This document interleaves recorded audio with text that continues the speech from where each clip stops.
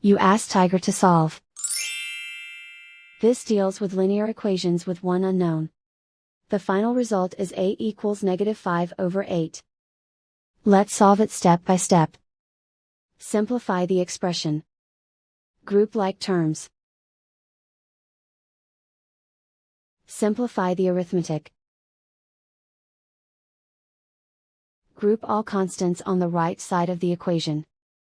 Subtract 10 from both sides. Simplify the arithmetic.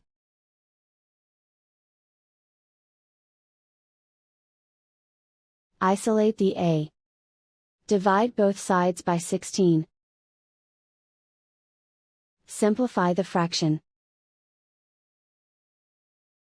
Find the greatest common factor of the numerator and denominator.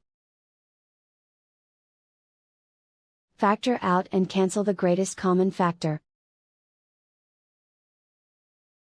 And so the final result is a equals -5/8.